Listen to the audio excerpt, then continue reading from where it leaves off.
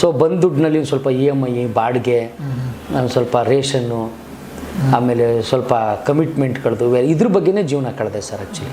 ಅಂದರೆ ಸಂತೋಷ್ ಅವ್ರು ಹೇಗೆ ವೆಲ್ ಸೆಟಲ್ ಯಾವ ಥರ ಅಂದರೆ ನೋಡೋರಿಗೆ ಏನು ಅನ್ಸುತ್ತೆ ಅಂದರೆ ಒಂದಿಷ್ಟು ಕಾಮಿಡಿ ಶೋ ಮಾಡಿದ್ದಾರೆ, ಸಿನಿಮಾಗಳು ಮಾಡ್ತಾ ಇದ್ದಾರೆ, ಇವ್ರ ಹತ್ರ ಒಂದಿಷ್ಟು ಹಣ ಇರ್ಬೋದು, ದುಡ್ಡು ಇರ್ಬೋದು ಅಂತ ಅನಿಸುತ್ತೆ ನೋಡೋರಿಗೆ. ಅಲ್ಲ ನಿಜವಾಗ್ಲೂ ಏನು ಅಂತ ಸರ್ ಇಲ್ಲ, ನಮ್ಮ ತಾಯಣೆ ಇಲ್ಲ, ಆ ಥರ ಏನು ದುಡ್ಡು ಮಡಿಕೊಂಡಿಲ್ಲ ನಾನು.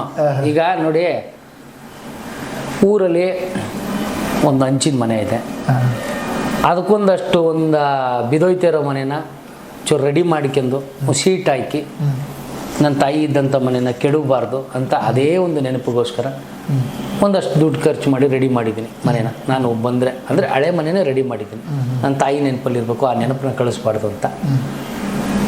ಒಂದಷ್ಟು ಜೀವನಕ್ಕೆ ಏನು ಮಾಡ್ಕೋಬೇಕು, ಒಂದು ಬಾಡಿಗೆ ಮನೇಲಿದ್ದೀನಿ, ಮತ್ತು ಅದರದ್ದು ರೆಂಟು, ಕಾರ್ ತೊಗೊಂಡೆ, ಒಂದು ಕಾರ್ದು EMI, ಅದಕ್ಕೆ ಡೌನ್ ಪೇಮೆಂಟು. ಸೊ ದುಡ್ದಿದ್ದು ಏನಾಗುತ್ತೆ ಅಂದರೆ ಸರ್, ನಮ್ಮ ಮಿಡ್ಲ್ ಕ್ಲಾಸ್ನವ್ರು ಅಷ್ಟೇ ಸರ್, 6 ಕತ್ತಲ್ಲ 3 ಕಿಳಿಯಲ್ಲ ಸರ್. ಒಂದು ಬದುಕಿನಲ್ಲಿ ದೊಡ್ಡ ಒಂದು ಆಫರ್ ಬರಬೇಕು, ಆಫರ್ ಬರುತ್ತೆ ಸರ್, ಯಾಕೆಂದರೆ ಬಿಗ್ ಬಾಸ್ಗೆ ತಂದುಬಿಟ್ಟಿದ್ದಾನೆ ದೇವರು, ಬರಲ್ವಾ, ಬರುತ್ತೆ ಒಂದು ಆಫರು. ಸೊ ನೋಡೋಣ ಸರ್ ಮುಂದೆ ಏನಾಗ್ಬೋದು ಅಂತ. ಸೊ ಕಂಜೂಸ್ ಅಂತಲ್ಲ ಸರ್, ನಾಳೆ ಬದುಕಿನ ಬಗ್ಗೆ ಚಿಂತನೆ ಸರ್ ಅಷ್ಟೇ. ಮುಂದೆ ಈಗ ಇದೆ ಅಂದ್ಬಿಟ್ಟು ಇವತ್ತೇ ಬಿರಿಯಾನಿ ತಿನ್ಕೊಂಡು ನಾಳೆ ಅನ್ನ ಸಾಂಬಾರು ಹೋದಾಗ ಅದು ವೇರಿಯೇಷನ್ ಆಗುತ್ತೆ. ಹೌದು. ಆಮೇಲೆ ನಾಳೆ ಅನ್ನ ಸಾಂಬಾರನ್ನು ತಿನ್ಬಿಟ್ಟು ನಾಳೆ ಅನ್ನನೂ ಇಲ್ಲ ಬರೀ ಸಾಂಬಾರು ಕುಡಿದ್ರೆ, ನಾಳೆ ಫುಲ್ ಸಾಂಬಾರು ಕುಡಿದು ನಾಳೆ ಅದು ಇಲ್ಲ ಅಂದರೆ ಒಂದಿನ ಖಾಲಿ ಆಗಿಬಿಡುತ್ತೆ ಸರ್. ಆ ಖಾಲಿಯಾಗಿ ಅನುಭವಿಸಿದ್ದೀನಿ ಸರ್, ಫುಟ್ಪಾತಲ್ಲಿ ಮಲಗಿದ್ದೀನಿ, ಅನುಭವಿಸಿದ್ದೀನಿ, ತುಂಬ ಕಷ್ಟಗಳು ಅನುಭವಿಸಿದ್ದೀನಿ. ಸೊ ಆ ಕಷ್ಟಗಳು ಮತ್ತೆ ಬರಬಾರ್ದು ಅನ್ನೋ ಒಂದು ಎಚ್ಚರಿಕೆ ಸರ್ ನನ್ನ ಲೈಫಲ್ಲಿ. ನನಗೆ ಬಂದ ಕಷ್ಟ ನನ್ನ ಹೆಂಡತಿಗೆ ಬರಬಾರ್ದು ಅನ್ನೋದು ಅಷ್ಟೇ ನನ್ನ ಆಸೆ. ಮುಂಚೆ ಸಿಂಗಲ್ ಆಗಿದ್ರಿ, ಇವಾಗ ಮದುವೆ ಆಗಿದ್ರೆ ನಿಮ್ಮ ಜೊತೆ ನಿಮ್ಮ ಹೆಂಡತಿರು ಕೂಡ, ಅದಕ್ಕೋಸ್ಕರ ಒಂದಿಷ್ಟು ನೀವು ಈ ಥರ ಮಾಡ್ತಿರೋದು ಅಂದರೆ ಕಷ್ಟ ಬರಬಾರ್ದು ನನ್ನ ಹೆಂಡತಿಗೋಸ್ಕರ. ಹೌದು ಸರ್, ಏನೋ ಒಂದು ಕಷ್ಟ ಅಂದರೆ ಒಂದು ಸ್ವಲ್ಪ ನಮ್ಮ ಹತ್ರನೂ ಒಂದು ಸ್ವಲ್ಪ ಅಂದರೆ ಸ್ವಲ್ಪ ಅಷ್ಟೇ, ಅದೇನು ದೊಡ್ಡದಲ್ಲ.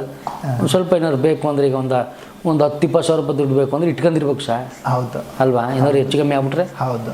ಅದಕ್ಕೆ ನಾನು ಯಾಕೆ ಕೇಳಿದೆ ಅಂದರೆ ಒಂದಿಷ್ಟು ಜನ ಅನಿಸುತ್ತೆ ಸಿನಿಮಾದಲ್ಲಿ ಮಾಡ್ತಾರೆ, ರಿಯಾಲಿಟಿ ಶೋಗಳೆಲ್ಲ ಮಾಡ್ತಾರೆ, ಇವ್ರಿಗೇನಪ್ಪ ದುಡ್ಡು ಇರ್ಬೋದು ಅಂದರೆ ಜನರಿಗೆ ಅಂದರೆ ರಿಯಲ್ ಗೊತ್ತಿರಲ್ಲ ಈ ಥರ ಅನಿಸುತ್ತೆ. ರಿಯಾಲಿಟಿ ಶೋ ಮಾಡ್ತಾರೆ, ಸಿನಿಮಾದಲ್ಲಿ ಮಾಡ್ತಾರೆ ಅಂದರೆ ಒಂದಿಷ್ಟು ಅವ್ರ ಹತ್ರ ದುಡ್ಡು ಇರುತ್ತೆ ಅವ್ರ ಹತ್ರ ಅಂತ ಅಂದ್ಕೊಂಡಿರ್ತಾರೆ. ಆ ಕಾರಣಕ್ಕೋಸ್ಕರ ನಾನು ಕೇಳಿದೆ.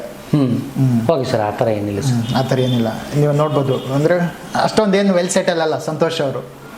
ಮಿಡ್ಲ್ ಕ್ಲಾಸು ಸರ್, ನಾನು middle class. Okay, middle class ಗೊತ್ತಲ್ಲ ನಿಮಗೆ? ಗೊತ್ತು. ಅಂದರೆ ಬಿಗ್ ಬಾಸ್ ಆಫರ್ ನಿಮ್ಗೆ ಹೇಗೆ ಬಂತು ಸರ್ ಅಂತ ಸ್ಟಾರ್ಟಿಂಗ್? ಆಫರು ನಾನು ನೋಡಿ ಸರ್ಚ್ ಮಾಡಿ ಹುಡುಕೊಂಡು ಪ್ರಕಾಶ್ ಅಣ್ಣ, ಯಶವಂತಣ್ಣ, ಹೇಮಂತಣ್ಣ ಎಲ್ಲ ಫೋನ್ ಮಾಡಿದ್ರು. ಸೊ ಅವರ ಒಂದು ಇದು ಏನೋ ಮಾಡ್ತಾನೆ ಸಂತು ಅಂತ. ಹಾಗಾಗಲೇ ತುಂಬ ಶೋಗಳನ್ನ ಮಾಡಿದ್ನಲ್ಲ, ಹಾಗಾಗಿ ಏನೋ ಒಂದು ಅವನ ಹತ್ರ ಕ್ವಾಲಿಟೀಸ್ ಇದೆ, ಮಾಡ್ತಾನೆ, ಅಚೀವ್ ಮಾಡ್ತಾನೆ ಅನ್ನೋ ಒಂದು ಇದು ಅಷ್ಟೇ. ಅಂದರೆ ಇನ್ನೊಂದು ಸರ್, ಇವಾಗ ಬಿಗ್ ಬಾಸಿಂದ ಬಂದಾಯ್ತು, ಎಲ್ಲ ಆಯಿತು, ಸಂತೋಷ್ ಅವ್ರಿಗೆ ಎಷ್ಟು ಒಂದು ಪೇಮೆಂಟ್ ಸಿಕ್ತು, ಒಂದು ಕುತೂಹಲ ಎಷ್ಟು ಸಿಕ್ತು ಅಂತ ಸರ್? ಎಷ್ಟು ಸಿಕ್ಕಿದೆ ಸರ್ ನಿಮಗೆ ಬಿಗ್ ಬಾಸ್ ಮನೆಯಲ್ಲಿ ಪೇಮೆಂಟು? ಸ್ವಲ್ಪ ಸಿಕ್ಕಿದೆ ಸರ್. ಹೇಳಿ ಸರ್, ಎಷ್ಟನ್ನು ಒಂದು ಸ್ವಲ್ಪ ಅಂದರೆ ಬಂದಿರೋರೆಲ್ಲ ರಿವೀಲ್ ಮಾಡಿ ನನಗಿಷ್ಟು ಸಿಕ್ತು ಅಂತ ಎಲ್ಲ ಹೇಳ್ಕೊಂಡಿದ್ದಾರೆ.